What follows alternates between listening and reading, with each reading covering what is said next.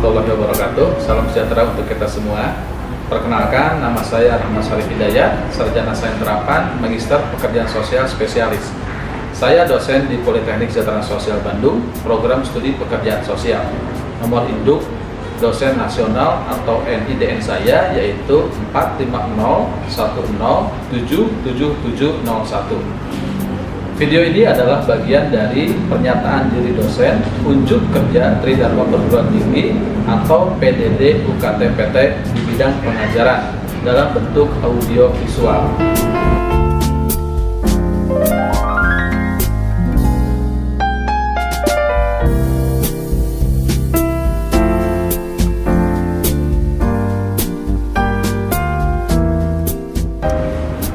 Saya akan menjelaskan beberapa hal tentang keilmuan saya dan relevansinya dengan mata kuliah yang saya ampu dengan pendekatan DIA, yaitu Delivery, Interaction, dan Assessment. Saya menjadi dosen sejak tahun 2015 dengan kualifikasi pendidikan kesejahteraan sosial, pekerjaan sosial. Berdasarkan kualifikasi tersebut, saya mendapatkan tugas mengampu beberapa mata kuliah yang relevan, yaitu pengantar kesejahteraan sosial dan pekerjaan sosial, psikologi untuk pekerjaan sosial, teori-teori pekerjaan sosial, teknik pencatatan dalam pekerjaan sosial, manajemen kasus, penyuluhan sosial dalam pekerjaan sosial, serta komunikasi dan relasi pertolongan dalam praktik pekerjaan sosial.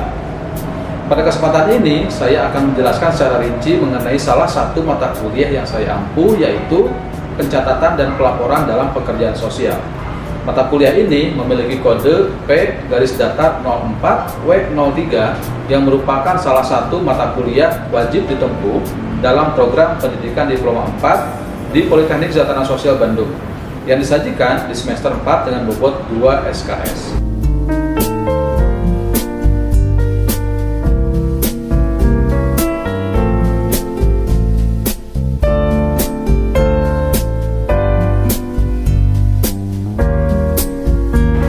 Mengapa mata kuliah ini diwajibkan? Karena mata kuliah ini sesuai dengan profil lulusan yang ditetapkan dalam dokumen kurikulum program studi, yaitu pelaksana intervensi masalah kesejahteraan sosial atau Social Welfare Problem Solver, yang mampu mendokumentasikan, menyimpan, mengamankan, dan menemukan kembali data untuk menjamin kesahihan dan mencegah plagiasi. Pada mata kuliah ini, mahasiswa belajar untuk memahami dan mempraktikkan model-model pencatatan dan pelaporan pekerjaan sosial yang dapat diterapkan pada setting mikro, meso, dan makro. Setelah mempelajari mata kuliah ini, mahasiswa sebagai calon pekerja sosial diharapkan memahami ruang lingkup, kedudukan, dan pentingnya pencatatan dan pelaporan dalam praktik pekerjaan sosial. Mahasiswa memahami perkembangan teknik-teknik pencatatan dan pelaporan dalam pekerjaan sosial di era digital. Kemudian mahasiswa mampu menerapkan teknik-teknik pencatatan dan pelaporan dalam pekerjaan sosial pada setting mikro, meso, dan makro.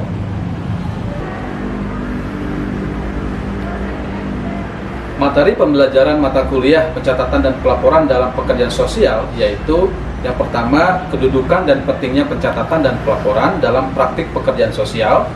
Yang kedua, fungsi dan manfaat pencatatan dan pelaporan dalam praktik pekerjaan sosial di era digital.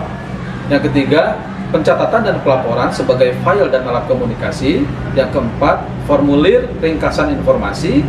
Yang kelima, praktik penggunaan formulir ringkasan informasi.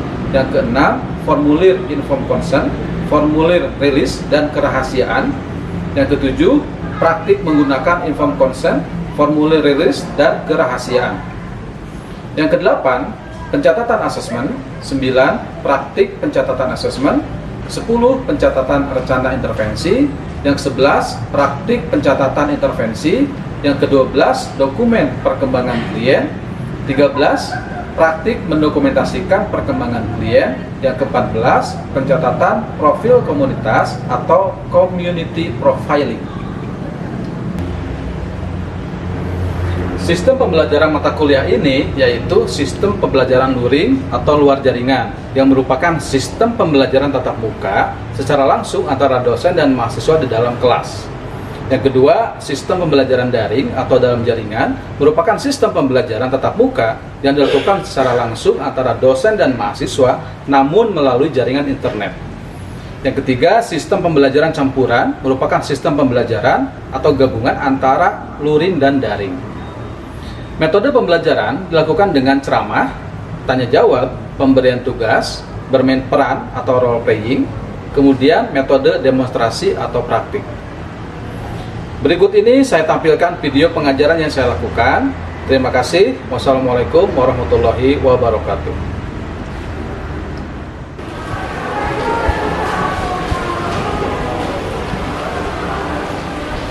Baik teman-teman, Assalamualaikum warahmatullahi wabarakatuh. Waalaikumsalam.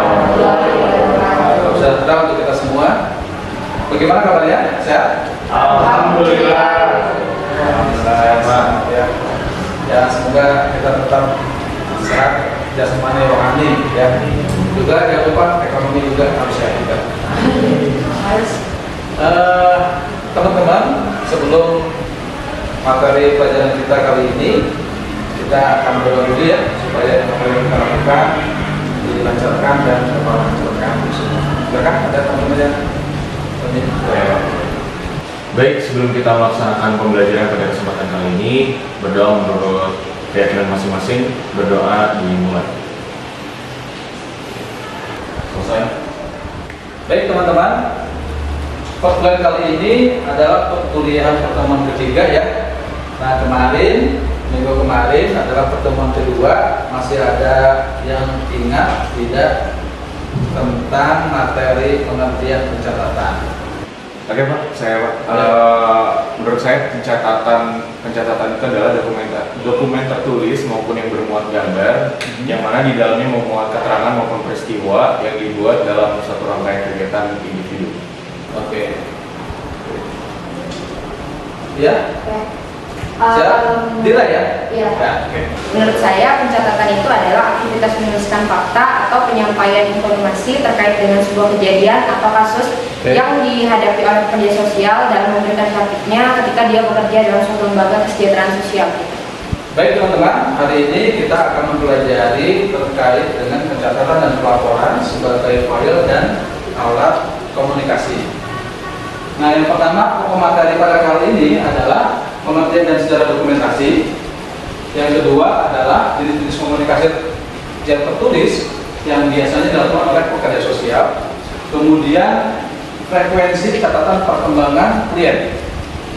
Selanjutnya adalah ketentuan umum catatan perkembangan klien. Dan selanjutnya kita akan melakukan role playing terkait dengan pencatatan ini ya, catatan proses ini.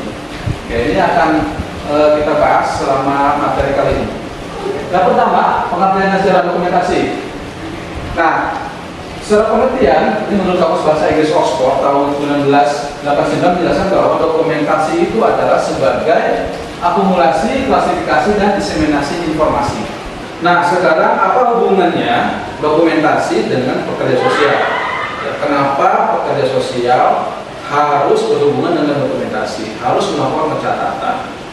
Nah, dokumentasi merupakan cara pekerja sosial itu mencatat atau merekam pekerjaan mereka yang secara terus-menerus. Ya. Apapun aktivitasnya, apapun kegiatannya pekerja sosial itu harus ada catatan atau rekamannya. Ini sebagai bukti otentik bahwa pekerja sosial itu memang mengerjakan apa yang dilakukan. Ketika tidak ada catatan, itu bisa jadi orang akan bertanya-tanya itu dilakukan atau tidak. Sebagai bukti bahwa itu dilakukan, itu harus ada catatannya.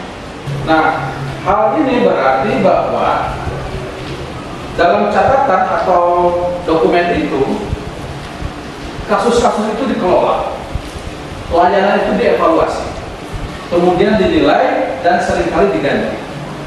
Jadi melalui rekaman, dokumentasi, itu pelayanan itu dikelola. Ketika dievaluasi, dinilai, akhirnya kemudian harus diganti, itu bisa diganti. Dan itu ada bukti otentik bahwa hal itu sudah dinilai. Jika tidak ada catatan, bagaimana mau mengelola bagaimana mau menilai, bagaimana mau mengganti. Karenanya dokumentasi itu suatu hal yang penting bagi seorang pekerja sosial. Oke, ini ada tulisan salah satu penulis Thompson tahun 2003 ya, dia menyatakan terkait dengan catatan writing. Ada yang bisa membacakan ini? Saya, Ya. writing is a powerful activity which is demonstrated by flow, policy, guidance, and legal documents such as birth, certificate, and will be written down from John 2018. Oke. Nah, sekarang kita akan bahas mengenai perbedaan mencatat dan berbicara. Ya. Yang pertama, berbicara itu melibatkan orang lain, sedangkan mencatat itu kita melakukannya sendiri. Oleh karena itu, ketika mencatat ini harus strukturnya harus jelas, informasinya harus jelas, supaya apa? Supaya bisa dimengerti orang lain. Karena kalau kita bicara langsung, itu responnya bisa langsung. Tapi ketika catatan, ketika membaca, dia mau bertanya kepada siapa itu. Ketika tulisan itu tidak jelas, gitu ya. Ini pentingnya sebuah catatan itu harus memuat informasi yang terstruktur dan jelas. Kemudian mencatat itu berdiri sendiri, tidak bisa ditambah dengan unsur-unsur lain, misalkan nonverbal dan sebagainya. Berbeda dengan berbicara. Berbicara itu kita bisa ada aspek-aspek nonverbal seperti gestur, gerakan tangan, mimik muka dan sebagainya. Ketika catatan itu tidak ada seperti itu. Selanjutnya adalah penulis, kita sebagai pekerja sosial dan penulis nanti itu tidak tahu siapa yang akan membaca catatan kita. Oleh karena itu, kita harus dapat mengantisipasi hal-hal apa saja yang kira-kira nanti akan ditanyakan oleh pembaca itu. Ya. Kemudian dokumen tertulis itu memberikan kesempatan kepada penulis untuk merefleksikan tulisannya, berbeda dengan berbicara. Nah, tulisan itu dapat menjadi catatan penting dan menjadi bahan rujukan di masa yang akan datang. Catatan penting yang dapat menjadi rujukan di masa datang. Berbeda ketika berbicara, itu sulit, klaimnya sulit. Tapi ketika catatan itu bisa menjadi rujukan di masa datang. Oke, sampai sini bisa dipahami? Ya, ada yang bertanya? Ya, Nazla? Apakah pencatatan merupakan unsur penting dalam praktik Texas? Tetapi pencatatan juga realitanya menjadi kelemahan dalam pemberian pelayanan. Banyak LKS yang pencatatannya tidak lengkap. Berarti kan itu bertolak belakang dengan. LKS itu apa? Singkatan dari LKS itu. Lembaga Kesehatan Sosial. Oke. Berarti itu kan bertolak belakang dengan esensi dari pencatatan tersebut. Ya. Bagaimana pendapat Bapak mengenai hal tersebut? Oke, itu pertanyaan yang bagus ya. Dan memang realitasnya seperti itu. Di lembaga-lembaga pelayanan secara sosial seringkali itu terjadi.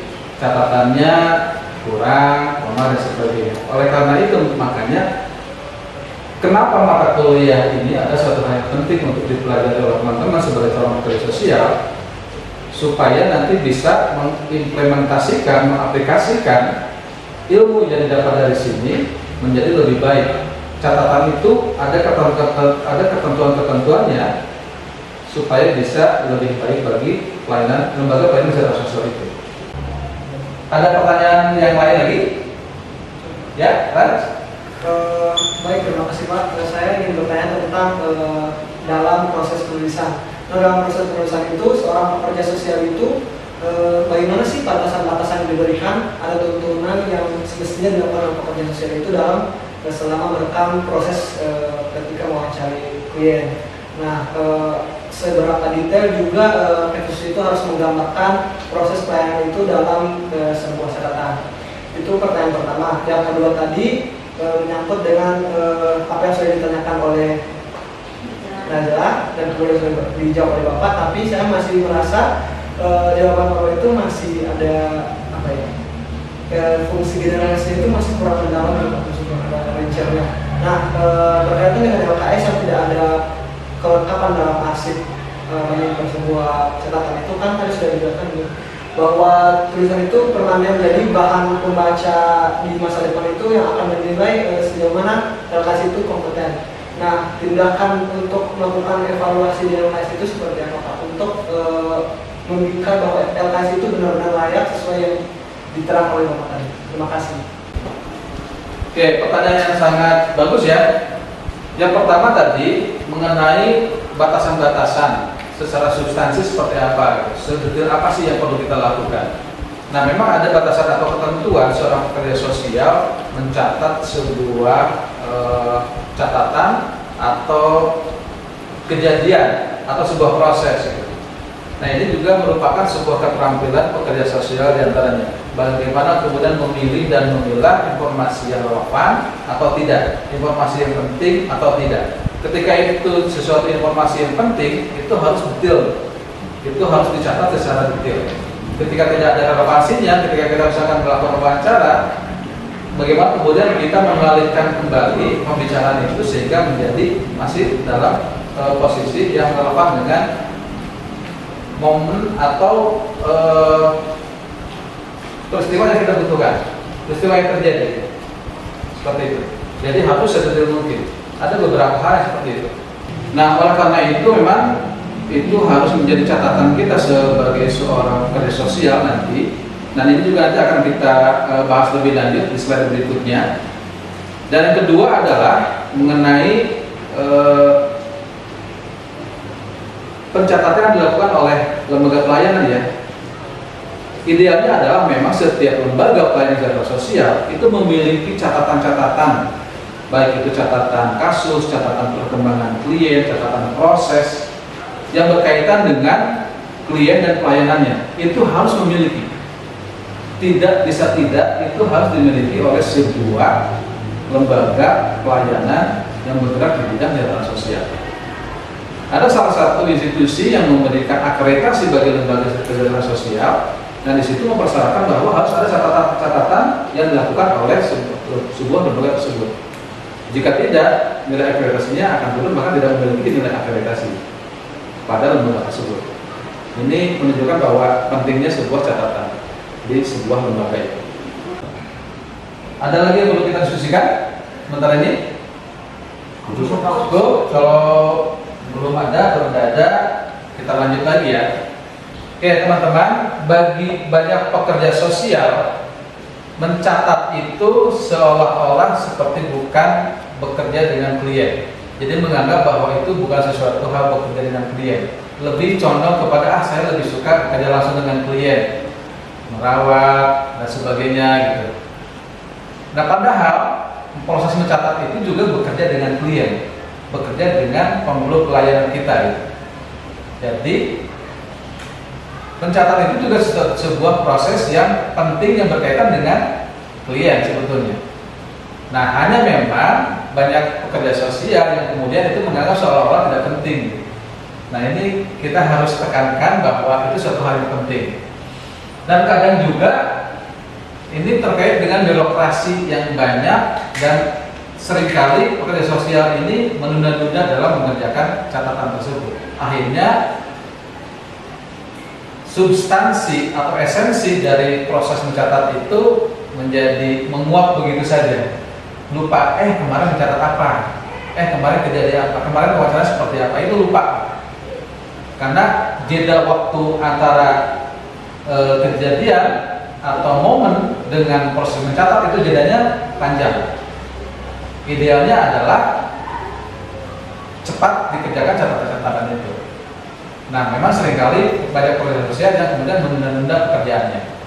Baik teman-teman, sekarang kita akan mencoba untuk melakukan bermain peran ya, atau role playing. Nanti kalian berpasangan, silakan pilih salah satu siapapun nanti di antara kalian. Yang pertama itu menjadi seorang pekerja sosial, yang orang yang kedua itu menjadi klien atau orang yang memiliki permasalahan kesejahteraan sosial. Silakan dipilih siapa atau bagaimananya, nanti didiskusikan lagi dengan teman sekalian. Ya, kita akan coba dan jangan lupa catat apa yang disampaikan dalam proses tersebut. Ya, begitu cukup. Bisa? Ya. Oh, izin bertanya, berarti kliennya bebas aja ya kan? Bebas, boleh silakan Mbak. Dipilih saja ya, yang mana? Oke. Dira sama Menhas deh boleh berarti. Boleh. Ya. PMPS-nya apa? Ini anak jalanan yang lem.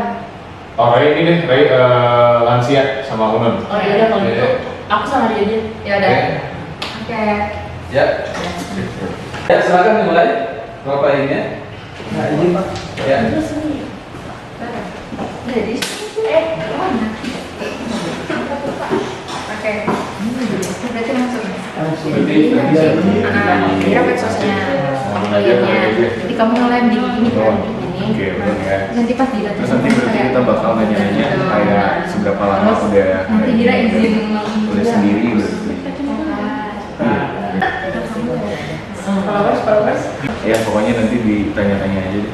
Orang mulai ini baju. Nanti kita pakai data di Cirebon kan? Tapi kamu nanti duduk di bawah. Iya, di bawah sambil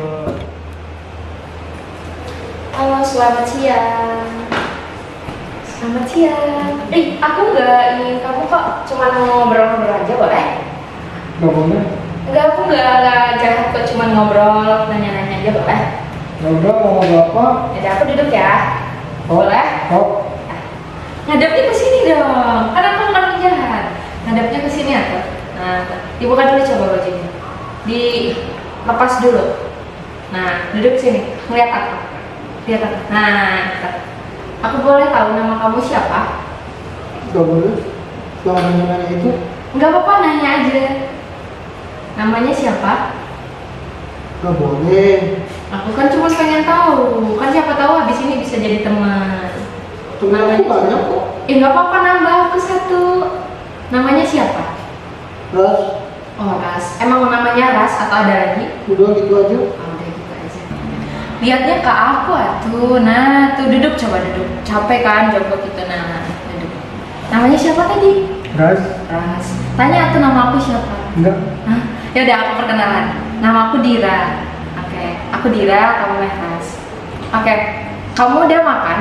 Udah tadi Pakai apa makannya? nasi doang. Oh, nasi doang. Nasinya dibeli? Enggak dikasih. Itu tadi gini-gini, kenapa? Enggak. Ada apa di sininya? Takut lihat orang lain ya? Oh, bukan ngelem. Enggak kok. Kok dulu sih enggak? Enggak, tadi aku lihat di sana kayak gitu.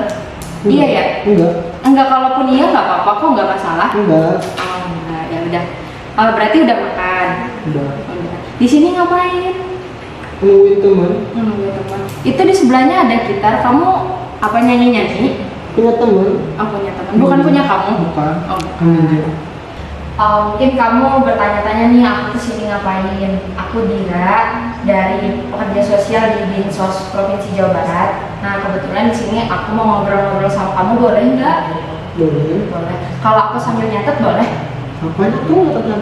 Ya misalkan kamu, nama kamu siapa, umur kamu berapa, karena itu penting buat aku nanti untuk keperluan lembaga aku dan juga kamu juga nantinya menyangkutnya, boleh? Ya udah, tapi jangan dilihatin ke orang-orang ya. Iya, janji. Janji dulu. Udah, janji. Janji, boleh ya berarti ya? Boleh. Oke, lihatnya ke aku atuh. Nah, namanya siapa tadi? Ras, Nama lengkapnya? Meras, Oh, Meras. Area. Meras, kamu punya adik atau kakak nggak? punya adik. Aku punya adik. Adiknya berapa? Satu doang, Oh, satu doang. Perempuan atau laki-laki? perempuan. Oke, adiknya perempuan. Adiknya masih sekolah? Udah enggak, Oh, udah enggak. Kamunya sekolah enggak? putus sekolah. Oh, terakhir sekolahnya berarti apa?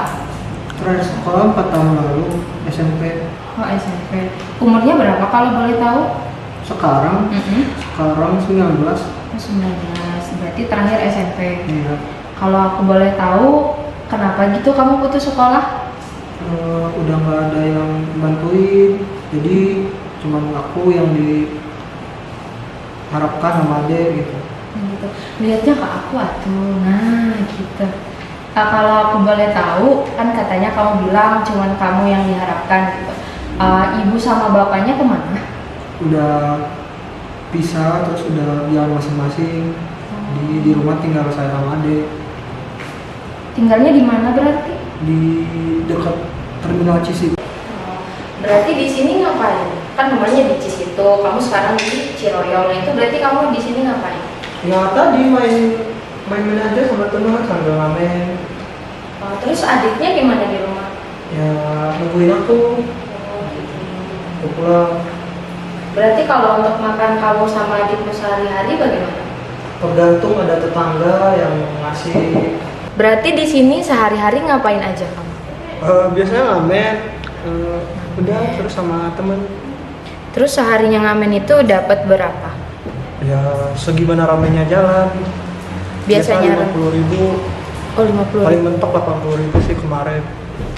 Oh gitu. Tapi tiap hari itu pasti dapat. Nggak pasti dapat. Apalagi hujan kayak gini kan banyak yang nggak keluar. Kalau hujan sepi Iya, berarti. sepi. Oh gitu. Berarti nanti uangnya digunakan untuk makan. Buat makan sama adik. Berarti kamu yang ngebiayain adik kamu. Iya, pastilah. Adiknya juga udah nggak Ya gimana ya, main sama tetangga, anak tetangga, terus aku pulang, udah sama aku doang misalnya, nggak keluar lagi. Berarti kalian emang cuman berdua di rumah. Nggak ada keluarga lagi. Nggak ada lagi.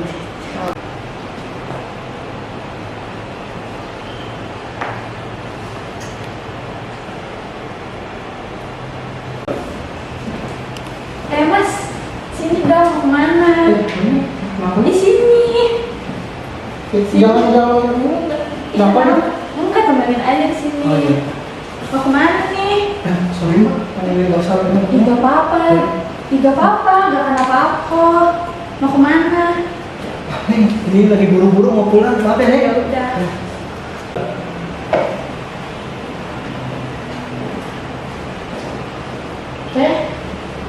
Iya Mbak, kenapa? Ngapain di sini? Lagi nungguin teman. Oh, tengah malam. Apa-apa? Emang biasa malam. Oh, beneran. Iya, kenapa? Nggak apa-apa, nanya-nanya aja. Mau ngomong-ngomong sama aku nggak? Oh, boleh. Kenapa? Nih, aku mau nanya-nanya dikit, boleh kan? Boleh. Namanya siapa, Teh? Najwa. Oh, Najla. Najla orang mana? Nah, itu dekat di sini. Oh, ngapain di sini? Nungguin teman. Mana temennya nggak datang-datang? Iya, belum datang. Dia lagi di taksi. Tadi aku lihat dari sana kamu dari tadi di sini. Enggak kok, emang temannya belum datang aja. Oh, gitu. Najla umur berapa, Najla? 21. Oh, masih muda. Iya. Teh, kerjaannya apa, Teh? Ya ini biasa nungguin cowok. Oh, nungguin cowok dapat duit. Dapet lah. Berapa emang? Gopek. Lumayan ya. Iya. Kalau boleh tahu, Teh Najla udah berapa lama ngerjain kayak gini? Kayaknya baru-baru sih 3 bulan. Kenapa tuh ngerjain kayak gininya? Kan anak saya butuh makan. Oh, udah punya anak. Umurnya berapa? Anaknya baru 3 tahun. Mana tuh anaknya? Anaknya ada di rumah. Tinggal di rumah. Suaminya mana? Suaminya nggak tahu kemana. Oh, pantesan nyari cowok ya? Iya, pengganti kan. Oh gitu. Yaudah Teh Najla, saya mau balik dulu. Oke. Nanti kita ngobrol kapan kan? Sering makan di sini kan? Oke kan. Ya duluan ya. Iya.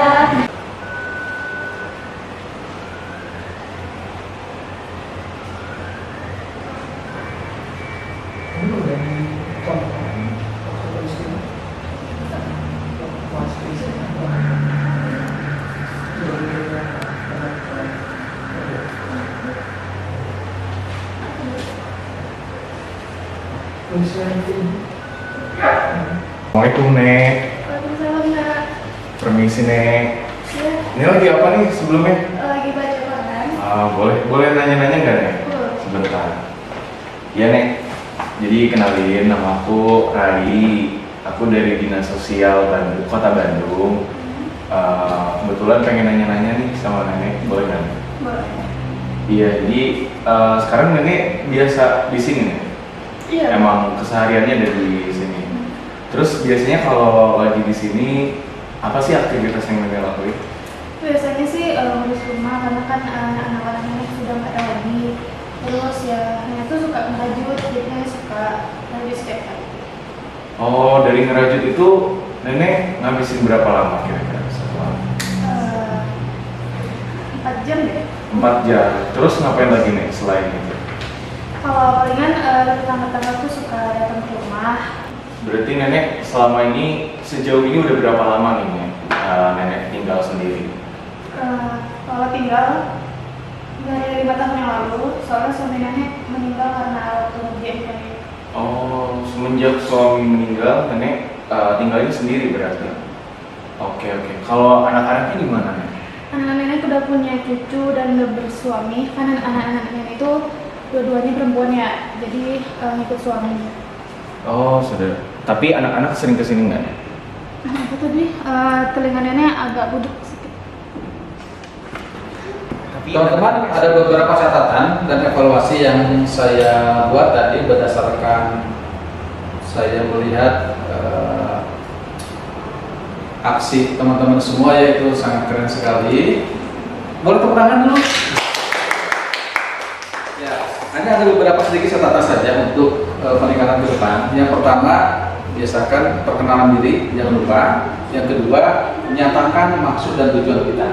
Ya, menyatakan maksud dan tujuan. Kemudian yang ketiga itu tidak menjudge atas apa yang dilakukan oleh yang kita wawancarai. Ya, dan jangan lupa juga meminta persetujuan untuk bisa diwawancarai atau tidak. Ya, jangan ada paksaan, minta persetujuannya, kemudian merespon secara datang dan wajar saja. Responnya secara datang dan wajar. Tidak ada respon positif maupun respon negatif. Jadi respon positif, respon negatif tidak. Jadi datang saja. Jadi itu pertanda bahwa kita tidak menjudge atas apapun yang mereka lakukan. Oke teman-teman, sampai sini ada barangkali yang perlu kita diskusikan atau tanyakan? Bagaimana teman-teman? Cukup sampai di sini? Pak, izin bertanya, kalau ini hasil catatannya dikirim ke Bapak atau Pak? Oke, catatan itu nanti tolong dilengkapi dengan selengkap-lengkapnya sesuai dengan role playing tadi. Kemudian nanti boleh dikirimkan melalui email atau WA saya. Ya, nanti akan saya lakukan evaluasi. Oke, Cukup? Ada lagi? Sedikit pertanyaan Pak. Ya, Itu kalau tadi dicatat mungkin langsung difoto di scan aja Pak. boleh. Langsung dikirim. Ya. Baik, terima kasih Pak. Terima kasih teman-teman. Kita jumpa lagi di sesi pertemuan kita berikutnya. Tetap sehat, tetap semangat. Wassalamualaikum warahmatullahi wabarakatuh. Waalaikumsalam warahmatullahi wabarakatuh.